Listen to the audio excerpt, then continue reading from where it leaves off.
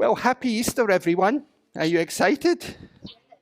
Well, I'm going to talk about Easter today because I'm not going to talk about bunny rabbits or chocolate or things like that. I'm going to talk about what Easter really means. Not even Easter eggs, is he? I'm not even going to talk about that. But you know how Christmas we celebrate, from the Christian tradition, we celebrate the birth of Jesus. Well, Easter is actually about the death of Jesus, and it's a kind of complex holiday, and it comes from the Christian tradition. But you have to remember, both Unitarian and Universalists grew out the Christian tradition. And Jesus was this great religious leader 2,000 years ago, and he was really influential, and he really emphasized the love and care of other people, and he really sought out people who were kind of in the edges of society, perhaps not very well liked, not very well respected. But he really sought out them, and I encouraged people to love them and to care for them. And one of Jesus' big teachings is quite radical. He said, love thy enemy. Love thy enemy. That's a pretty tricky thing to do. I mean, it's easy to love you lot. You're all lot are really nice, and all the congregation here is really nice. But these people that we don't get on with, to really love them is really hard. But Jesus also challenged those in authority, like the emperor and the religious, and he got actually executed and died. And he would actually died on Friday. But what Easter really celebrates is Easter on Sundays, is what happens is when people went to the tomb, which was the cave where he was buried in, there was no body there. The body was gone. And so really what Easter is like, what happened to Jesus' body? And no one really knows, but there's a lot of theories and people propose it. And in a lot of the Christian tradition, there was one thought was, well, people stole his body, which is possible. Other thought was, well, maybe he got resurrected, and resurrected means when something's dead, it comes alive again, and he was bodily resurrected. And the other thought was that maybe he was kind of mentally or emotionally or spiritually resurrected, that basically his ideas, his life and teachings were so great that his followers kind of, basically took his ideas and implemented them. And that's really what happened for the last 2,000 years. People have looked at Jesus' life, his teachings, and really tried to copy them. And that's fundamental to the Christian tradition. Now, I don't know which one of these stories are true, but I know when I lose someone who I love and care for, who died, like my parents died, some good friends have died, I really miss them. And emotionally, I'm really I feel they're still with me in many ways. And that's why I like to think about maybe what Jesus' followers were inspired, because they loved him so much, they admired him so much, that they still feel he's with them. So that's how I believe what Easter really means, that those things that are really special to us, perhaps they don't really ever go away because we love them so much. And we're sad, and our grief is that we miss them, but we love them so much that they're still with us through our memory. So as we all know, today is Easter, the Christian celebration of the resurrection of Jesus from the dead after he was crucified. As Reverend Brian has said, Jesus' resurrection is fundamental to Christianity because according to Christian teachings, Jesus died on the cross on Good Friday as a sacrifice so that all human sins could be forgiven. His resurrection on Easter showed that death was conquered once and for all, permitting Christians to experience eternal life. I was raised Protestant, and my Christian faith has waxed and waned over the years. I haven't been able to just stay Christian, and I don't accept Christian theology in its entirety. I was drawn to Unitarian Universalism primarily because of its pluralism, that it affirms religious diversity and a free understanding of God, and draws on wisdom from all the world's religions to inspire us in our ethical and spiritual lives. Nevertheless, over the years, I've derived a great deal of comfort and strength from my Christian faith. Since Christianity was my first religious language, its imagery and symbolism are still the most comfortable for me. It feels most natural to me to think of God as a loving father figure, referred to by male pronouns. As a Unitarian Universalist that also considers myself Christian, I'd like to tell you why Easter is important to me.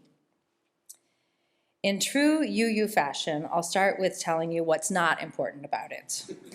The literal concept of eternal life after death. I mean, sure, it might be pretty cool, but I'm not banking on it.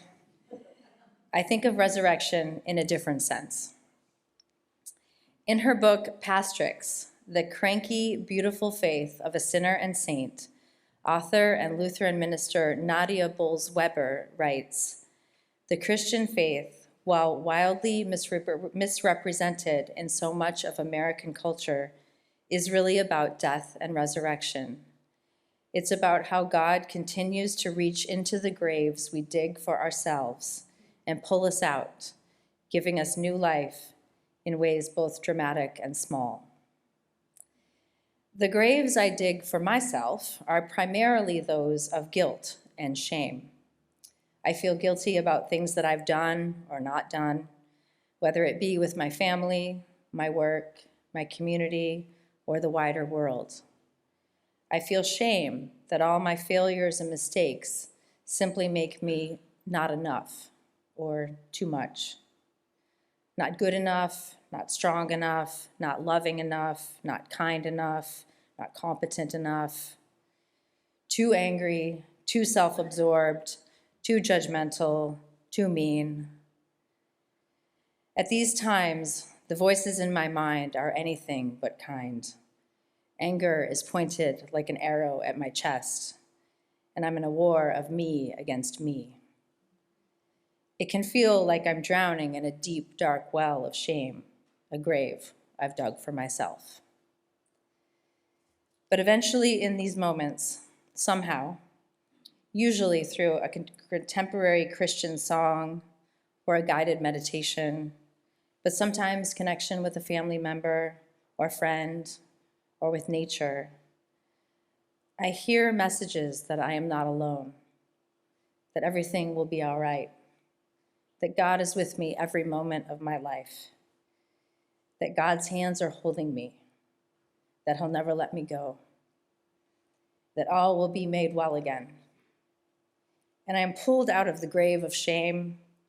I'm given new life, and it is well with my soul. At a chalice group meeting several months ago, we discussed belief in God. It seemed clear that I was the only person in the room that wasn't an atheist or an agnostic. I wanted the group to understand why my belief in God feels so necessary to me. So I shared a Christian poem titled Footprints. I first heard this poem when I was a teenager, and while it may seem trite, it has remained meaningful and moving to me. I'd like to share it with all of you now. One night, a man had a dream. He dreamed he was walking along the beach with the Lord. Across the sky flashed scenes from his life. For each scene, he noticed two sets of footprints, one belonging to him and the other to the Lord. When the last scene of his life flashed before him, he looked back at the footprints in the sand. He noticed that many times along the path of his life, there was only one set of footprints. He also noticed that it happened at the very lowest and saddest times of his life. This really bothered him, and he questioned the Lord about it. Lord, you said that once I decided to follow you, you'd walk with me all the way. But I noticed that during the most troublesome times of my life, there is only one set of footprints. I don't understand why, when I needed you most, you would leave me. The Lord replied, my precious, precious child, I love you and would never leave you. During your times of trial and suffering, when you see only one set of footprints, it was then that I carried you. Some of the lowest and saddest times of my life have been those that I described, when I find myself in a grave I've dug for myself, drowning in a well of guilt and shame.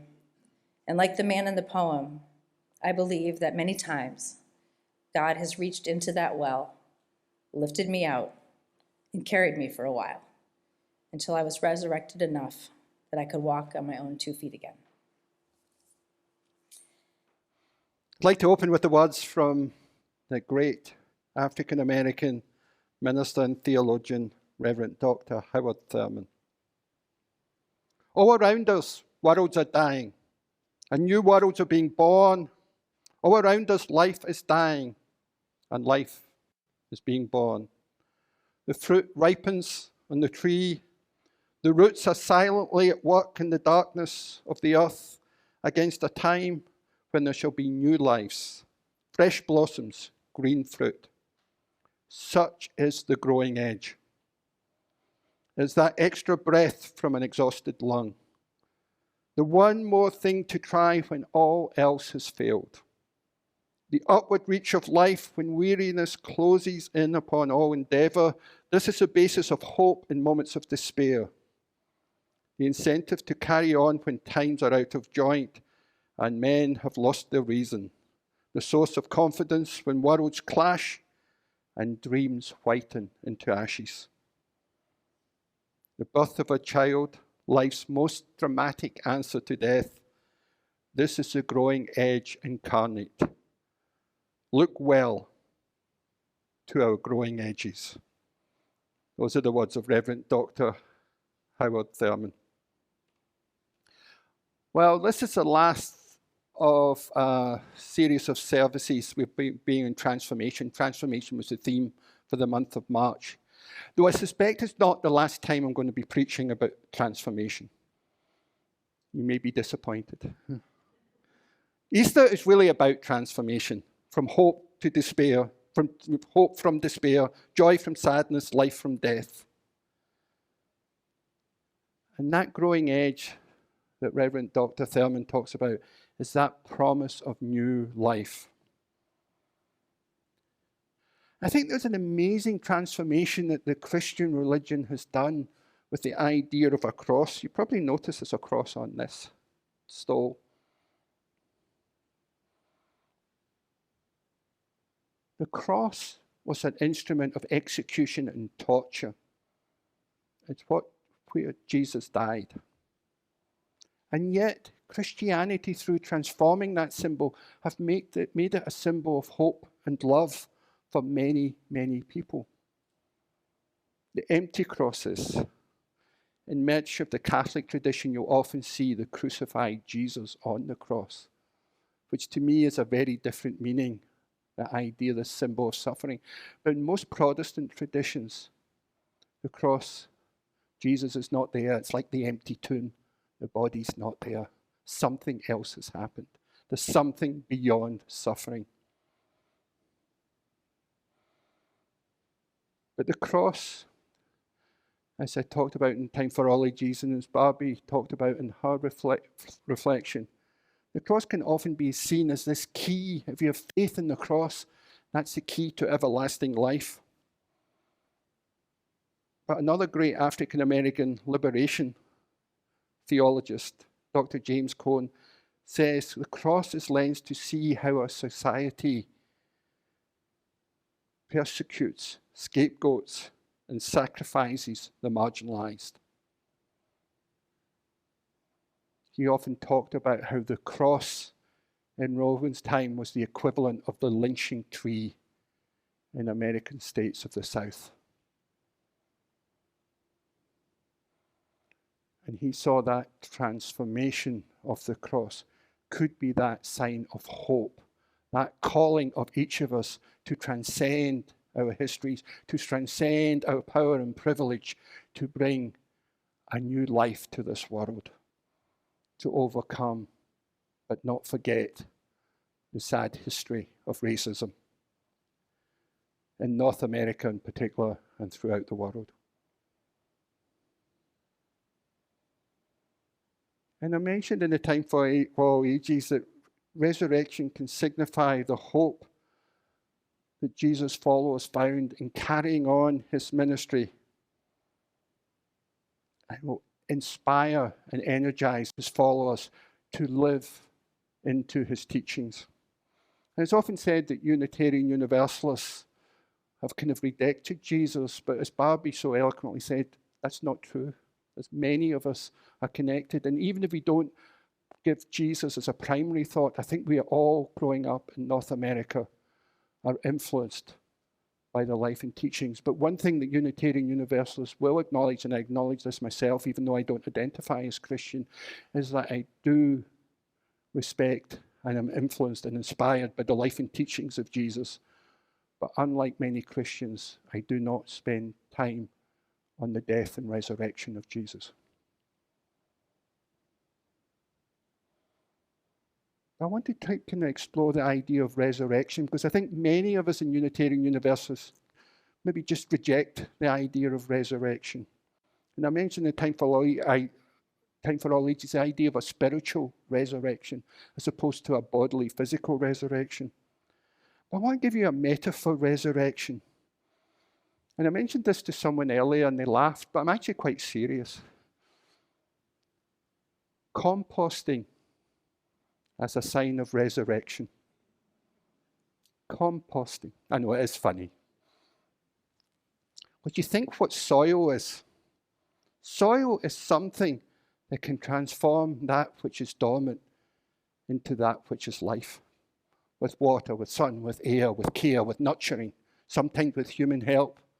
Well, mostly despite human help. We nurture something, not dead but dormant, the seed, and we bring new life. So I think there's no greater example of transformation than compost. So thank you, worms. Because composting is that biological process during which occurs naturally through microorganisms, bacteria and insects. And they break down organic material, often that which we discard, the leaves, the grass, clippings, in my case, mounds of coffee grounds, and certain kitchen snack scraps. And it's transformed into this soil, this nutrient-rich soil that can bring new life. And it returns badly needed nutrients to that soil. So I think composting is a great example of transformation. So what would spiritual composting look like? Now, Barbie described beautifully in a reflection about all the things that the graves we dig for ourselves. And I think we all carry it. We look at the state of the world and we're burdened by the violence. We're burdened by environmental destruction. We also, on a more personal level, those broken relationships, those harsh words we say to someone, and we carry all this weight of these things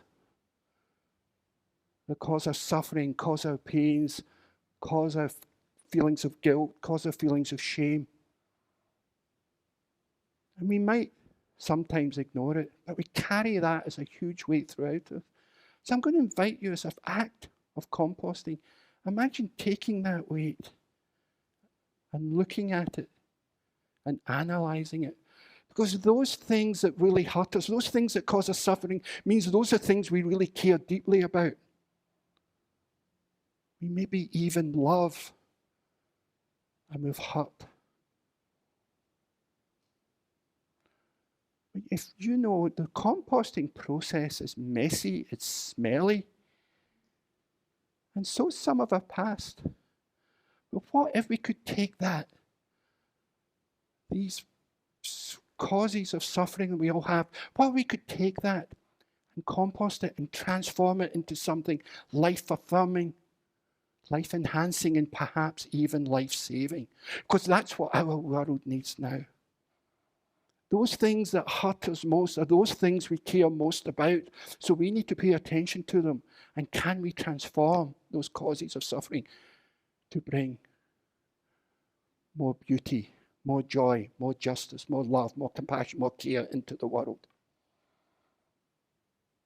That's what I mean about the idea of spiritual composting. Not ignoring the things we've done wrong in the past. Not ignoring the racism, the sexism, the homophobia, the transphobia. Just general meanness. Not ignoring it, but transforming it into something better. Because those things that hurt us, we care deeply about. It's a wonderful story about transformation, and it's a classic story of transformation with a twist. It's, of course, about the butterfly. And it's a classic transformation where, you've got the caterpillar who's barely content. He builds the chrysalis around them. And then they break through to be a beautiful butterfly. But this story, there's a young child that sees the butterfly and sees the butterfly struggling to break out the chrysalis. So being a young child and wanting to be helpful, they were a Unitarian Universalist child, it helps the butterfly by breaking over the chrysalis.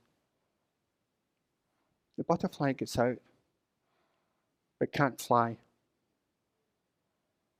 Because part of the struggle of going through the chrysalis is building the strength in the wings, is developing the wings so it can. So even by helping the chrysalis, it actually did not allow the full person to blossom, the full butterfly to blossom. I told my daughter, Isla, that story the other night, and she goes, "That's a terrible story. That teaches people not to help." And I get that. But I think the key to really helping, the key to really transforming the world is how do we help each other to become fully ourselves? Because doing things for others creates a very unhealthy sense of codependence. And we want to help other people to fully blossom. We want other people to be able to fly like that butterfly could have if we had let them struggle. But we can support each other. If we are going to move into this world, if we are going to engage that spiritual composting, I don't think we can do it alone. We need to do it in a religious community. We need to do it for a community that reminds us daily that we are loved and we are deserving of love.